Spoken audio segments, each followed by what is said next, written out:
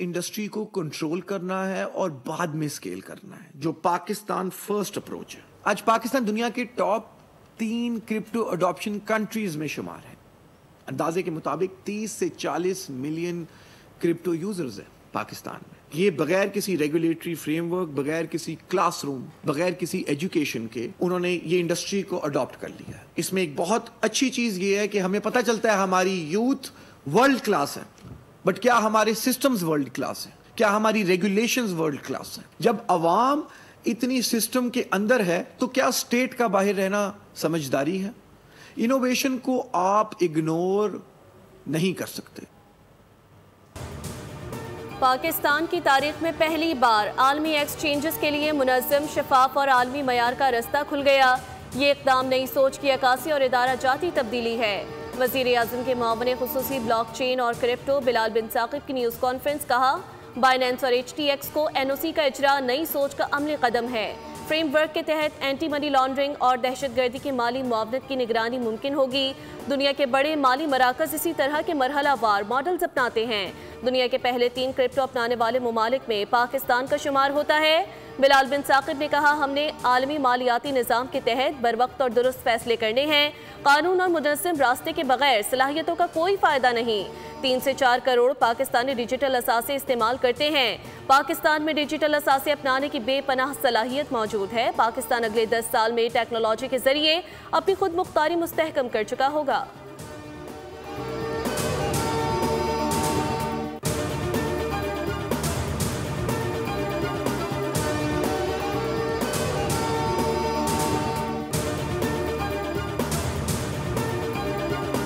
Over the reigns of this government, back in March 2024, our economy was in a very difficult situation. We were at the verge of financial default. Our inflation was galloping and policy rate was crippling. So excellent planning and untiring efforts. Alhamdulillah, Pakistan is economically out of woods. Pakistan बहरान से निकल आया, मुआशी अशारिये बेहतर हो चुके हैं। वज़ीर आज़म शहबाज शरीफ का नेशनल रेगुलेटरी रिफॉर्म्स की इफ्तिताई तक़रीब से खिताब का इस्लाहात अवाम और कारोबारी तबके की गुज़श्ता दहाइयों से ख्वाहिश थी। कारोबारी बरादरी, सरमायाकार पेचीदा क़वानीन और गैर ज़रूरी ज़वाबित से परेशान थे। हुकूमत संभाली तो पाकिस्तानी मईशत नाजुक सूरत हाल से 2-4 थी। मुल्क अमली तौर पर माली दिवालियापन के दहाने पर खड़ा था। महंगाई बेकाबू थी। पॉलिसी रेट मईशत को मफलूज कर चुका था। मुल्क में कारोबारी सरगर्मियाँ जमूद का शिकार थी। हमारी हुकूमत ने बेहतरीन हिकमत अमली के साथ चैलेंजेस का मुकाबला किया।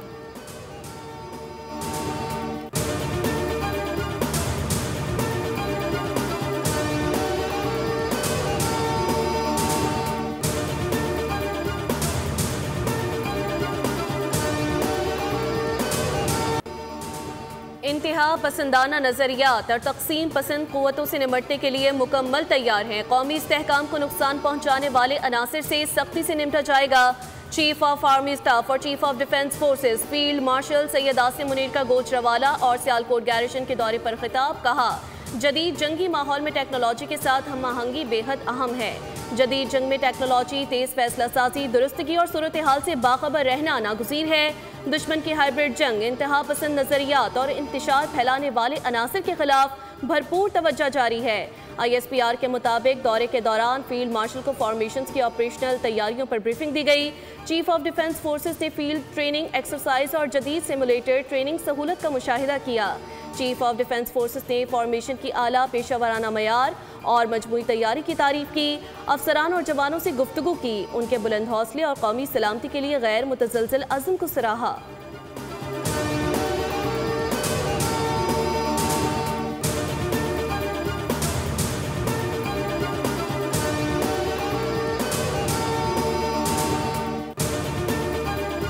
और इमरान खान एक दूसरे के लाजम और मलजूम रहे। हमारी अफवाज और उनके हीरोज तौहीन में सलूक किया गया उनके यादगारों के साथ। 9 मई का भी मुकदमा चल रहा है। ये ततहीर का अमल जो है ना, ये हमारे सफ़ों में भी, हमारी ब्यूरोक्रेसी में, हमारी सियासत में लोग छुप के बैठे हुए हैं ऐसे, जो कल पुर्जे थे इस सारी साजिश के, और ये उनका भी एहतसाब होना चाहिए।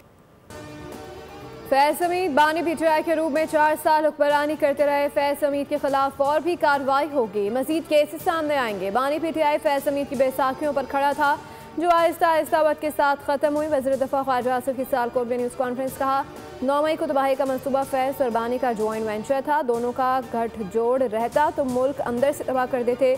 अब भी साजिशी अनासर बानी पीटीआई को वापस लाने की कोशिश कर रहे हैं।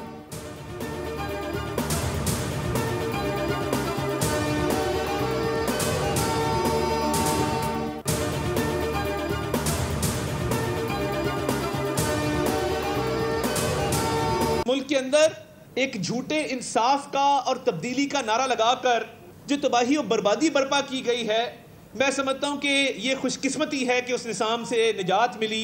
तो ये बातों से जो सियासत करते हैं और जिनकी बातें भी ऐसी हैं कि जिनसे लसानियत की, नफरत की, तकसीम की बू आती है, उन्होंने 12 साल में मेरे खैबर पख्तूनख्वा के सूबे का क्या हाल किया है, कभी जाके देख लें वहाँ। पीटीआई ने मुल्क और मईशत को शदीद नुकसान पहुंचाया। पीटीआई ने नफरत की सियासत को फरोग दिया। नवाज शरीफ ने मुल्क में खिदमत की सियासत का आगाज किया। वफाकी वजीर इत्तलात अताउल्लाह तारड़ की गुफ्तगू, कहा कि तब्दीली का नारा लगाकर मुल्क में तबाही लाई गई। आलमी इदारे मुल्क की मईशत में बेहतरी का एतराफ़ कर रहे हैं। नफरत और तकसीम की सियासत करने वालों ने 12 साल में खैबर पख्तूनख्वा को तबाह कर दिया। पीटीआई के पास अपनी कारकर्दगी बताने के लिए कुछ नहीं।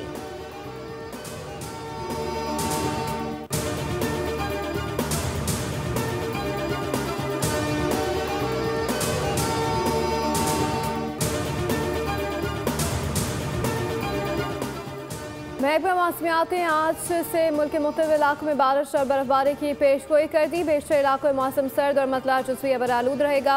उधर एनटीएमए ने आज से 18 दिसंबर के लिए बर्फबारी और बारिश के हवाले से एडवाइजरी जारी कर दी। बालाई खैबर पख्तूनख्वा, कोहिस्तान, गिलगित बल्तिस्तान, आज़ाद कश्मीर और बलूचिस्तान में बारिश और बर्फबारी का इम्कान है। एनटीएमए के मुताबिक मगरबी हवाओं का सिलसिला शुमाली और मगरबी पाकिस्तान में असरअंदाज होगा। मुमकिन मौसमी सूरत हाल के बायस उनकी शिद्दत में भी इजाफे की तवक्को है। मैदानी इलाकों में हल्की से दरमियानी बारिश, जबकि पहाड़ी और बालाई इलाकों में बर्फबारी का इम्कान है।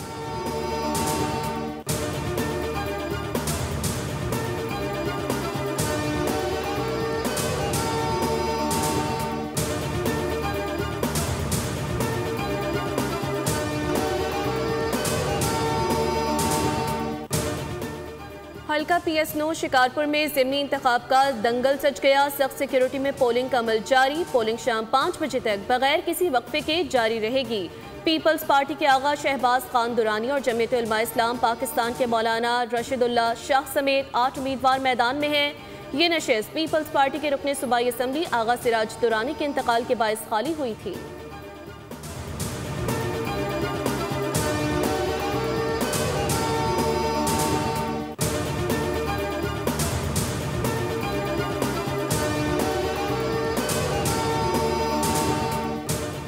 कराची के इलाके नाजिबाद में पुलिस का छापा। जवात और मुल्ला शाहजेब नामी भत्ताखोर गिरफ्तार मुलजिमान पुलिस को कई केसेस से मतलूब थे। पुलिस के मुताबिक मुलजिमान भत्ताखोरी का नेटवर्क चलाया करते थे। गुज़श्ता हफ्ते एडिशनल IG कराची की जानिब से टीम तश्कील की गई थी। SSP SIU doctor Imran Khan की प्रेस कॉन्फ्रेंस बताया कि खुफिया मालूमात, डिजिटल और दीगर शवाहिद की बुनियाद पर कार्रवाई की गई। जवात, रेहान और मुल्ला शाहजेब कराची में भत्ताखोरी का नेटवर्क चला रहे थे। मतलूब मुलजिम रेहानुद्दीन को SIU ने मुकाबले के बाद जख्मी हालत में गिरफ्तार किया। मुलजिम रेहानुद्दीन ने तफ्तीश के दौरान गिरोह के दीगर मुलजिमान से मुतालिब बताया। कार्रवाई में 17 अफराद को हिरासत में लिया गया। 8 मुलजिमान का साबका क्रिमिनल रिकॉर्ड भी मिला है। सरबत एजाज कादरी को गिरफ्तार नहीं किया गया, ना ही वो मतलूब थे।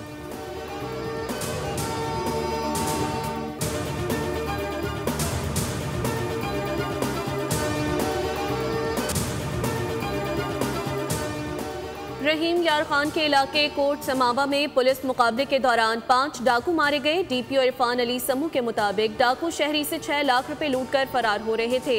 हलाक डाकुओं की शिनाख्त नहीं हो सकी, ताहम कच्चे में डाकुओं के खिलाफ ऑपरेशन जारी है।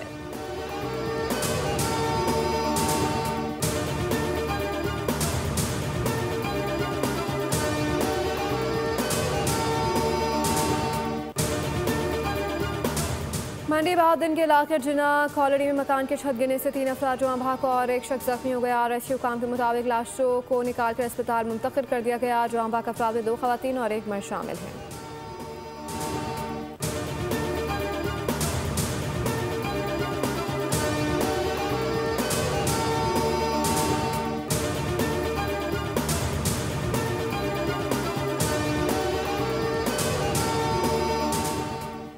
मुल्क भर में कल से रवां साल की आखिरी पोलियो मुहिम का बाकायदा आगाज होगा। तर्जुमान इंसदादी पोलियो प्रोग्राम के मुताबिक मुहिम के दौरान 4.5 करोड़ से जायद बच्चों को पोलियो से बचाव के कतरे पिलाए जाएंगे। नेशनल EOC का कहना है कि रवां साल की आखिरी पोलियो मुहिम कल से 21 दिसंबर तक मुल्क भर में जारी रहेगी। पंजाब में 2 करोड़ 30 लाख, सिंध में 1 करोड़ 6 लाख से जायद, खैबर पख्तूनख्वा में 72 लाख से जायद और बलोचिस्तान में 26 लाख से जायद बच्चों को पोलियो के कतरे पिलाए जाएंगे।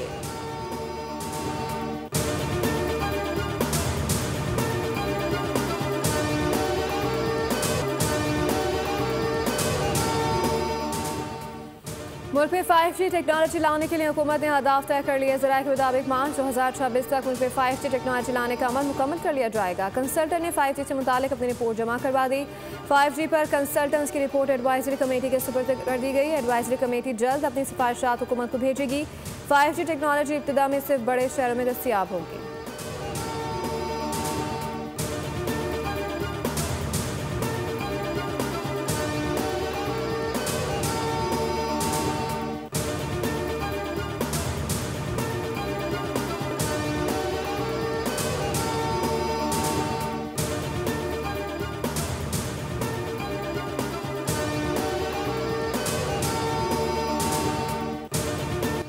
पाकिस्तान चीन इक़्तिसादी शराकतदारी में पेशरफ्त। पाकिस्तान में सोलर और हाईटेक शोबाजात में सरमायाकारी के नए मौक़े पैदा। SIFC की मौसर सहूलतकारी से पाकिस्तान में सरमायाकारी के फ़रोग़ के इक़दाम जारी हैं। वफाकी वज़ीर बोर्ड ऑफ इन्वेस्टमेंट कैसर अहमद शेख की चीन के हैबीचोहांग एनर्जी टेक्नोलॉजी ग्रुप के वफ़द से अहम मुलाकात। चीनी वफ़द ने पाकिस्तान में सोलर एनर्जी और हाईटेक शोबाजात में अरबों डॉलर की सरमायाकारी में दिलचस्पी का इजहार किया। मुलाकात में बीजिंग में सितंबर 2025 में होने वाली पाक चीन B2B इन्वेस्टमेंट कॉन्फ्रेंस के नताइज का जायजा लिया गया।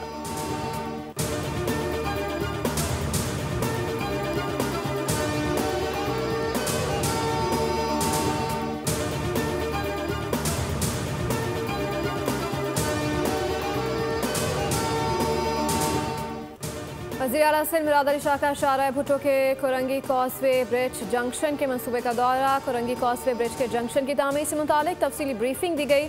Korangi causeway bridge junction mega project की मजमूई लागत 1 अरब 89 करोड़ रुपए है। वज़ीर आला सिंध ने हिदायत दी है कि कोरंगी कॉसवे ब्रिज जंक्शन के काम को मज़ीद तेज़ किया जाए। काम का मेयार और बरवक्त तकमील शहरियों के लिए अहम है।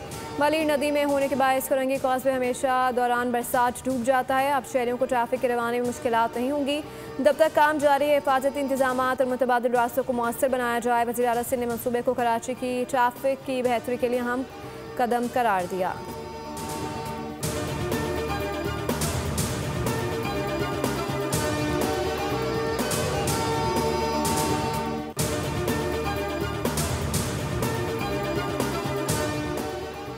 पंजाब सहूलत बाजार अथॉरिटी को स्विट्जरलैंड के मुस्तनद आलमी इदारे की तरफ से आला मयार पर इंटरनेशनल सर्टिफिकेट जारी। पंजाब भर में सहूलत बाजार अथॉरिटी की जानिब से मजमूई तौर पर 17,000 से ज़ायद स्टॉल कायम करने का मुनफरिद रिकॉर्ड कायम कर दिया। पंजाब के 36 अजला में 6,000 स्टॉल और नए बनने वाले 10 सहूलत बाजारों में 1,000 स्टॉल कायम हैं। वज़ीर आला मरियम नवाज ने पंजाब सहूलत बाजार अथॉरिटी के आलमी सर्टिफिकेशन पर इजहार मुसरत और मुबारकबाद देते हुए मज़ीद 3 अजला में सहूलत बाजार का आगाज़ जनवरी तक करने का हदफ मुकर्रर कर दिया।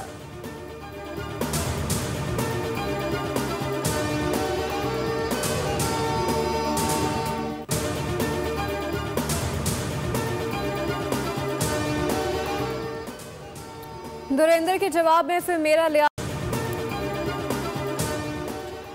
पाकिस्तान सुपर लीग को आलमी सतह पर मजीद फरोग देने के लिए PSL ट्रॉफी टूर और प्लेयर्स फैन मूवमेंट आज न्यूयॉर्क के टाइम्स स्क्वायर पर होगा। PCB के मुताबिक पाकिस्तान क्रिकेट टीम के खिलाड़ी ट्रॉफी के हमरा मकामी वक्त के मुताबिक शाम 5:30 पर टाइम्स स्क्वायर पर मौजूद होंगे, जहां शायकीन को खिलाड़ियों से मुलाकात, तस्वीर और ऑटोग्राफ लेने का मौका मिलेगा। इस इक़दाम का मकसद PSL के आलमी जज्बे और पाकिस्तान क्रिकेट के मुस्बत इमेज को दुनिया भर में उजागर करना है।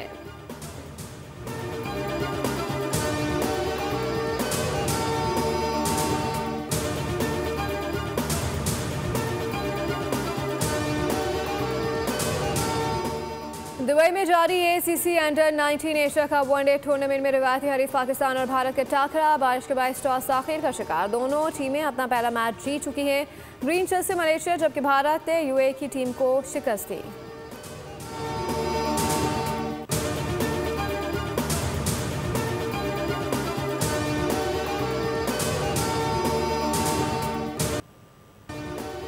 35वीं नेशनल गेम्स पाकिस्तान आर्मी की बर्तरी के साथ खत्म हो गए। इख्तितामी तकरीब नेशनल स्टेडियम कराची में मुनक्किद हुई, जिसके मेहमान खुसूसी chief of defence forces Syed Asim Munir थे। फील्ड मार्शल सैयद आसिम मुनीर ने खिलाड़ियों में इनामात और ट्रॉफियां तकसीम की। आर्मी ने 200 गोल्ड मेडल्स के साथ मुसलसल 31वीं मरतबा कायद-ए-आज़म ट्रॉफी अपने नाम कर ली। वापडा ने 84 तलाई तमगों के साथ दूसरी और पाकिस्तान नेवी ने तीसरी पोजीशन हासिल की।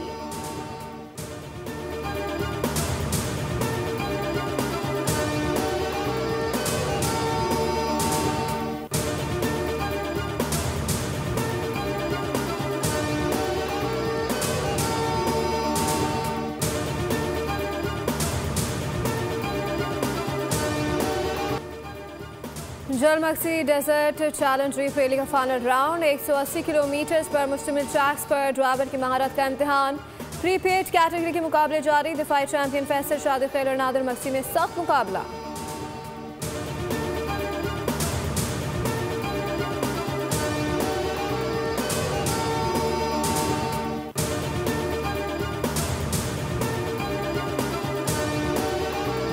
पाकिस्तान के मारूफ मोटरकार स्टंटमैन सुल्तान गोल्डन ने कोयटा में 2 आलमी रिकॉर्ड तोड़ डाले। सुल्तान गोल्डन ने 2022 के तेज तरीन रिवर्स ड्राइवर का आलमी रिकॉर्ड तोड़ दिया। सुल्तान गोल्डन ने तेज तरीन रिवर्स ड्राइवर में 1 मील का फासला 57 सेकंड्स में तय किया। इससे कबल तेज तरीन रिवर्स ड्राइवर का रिकॉर्ड अमेरिकी स्टंटमैन ने 2022 में कायम किया था, जिसने मुकर्ररा फासला 1 मिनट 15 सेकंड्स में तय किया था। सुल्तान गोल्डन ने रिवर्स ड्राइवर जिम का रिकॉर्ड भी अपने नाम किया। वज़ीर आज़म, वज़ीर आला बलोचिस्तान और दीगर की मुबारकबाद।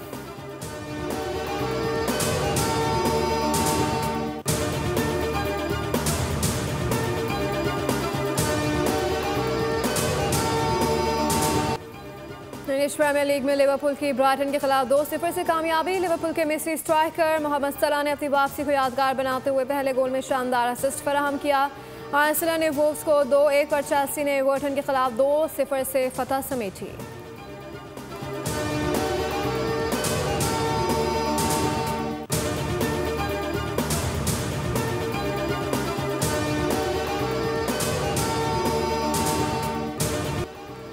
मुनफरिद असलूब के शायर जॉन एलिया की 94वीं सालगिरह मनाई जा रही है। धीमे लहजे के शायर जॉन एलिया ने उर्दू अदब के नई जहत से रोशनास करवाया। उनका असल नाम सैयद हुसैन असगर नकवी था, जिन्हें अंग्रेजी, अरबी और फारसी पर भी उबूर हासिल था। पहला शेरी मजमुआ 1991 में शाया हुआ, जिसे उर्दू अदब का दिबाचा करार दिया गया। जॉन एलिया की शायरी को मुआशरे और रिवायात से खुली बगावत से इबारत किया जाता है।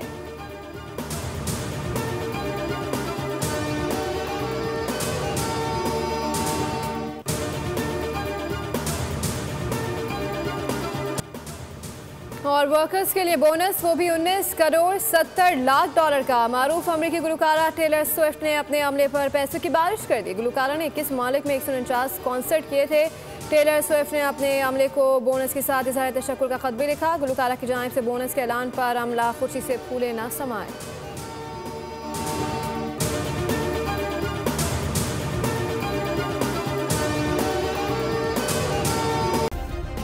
सब्सक्राइब करें और बेल दबाएं ताकि कोई खबर रह न जाए।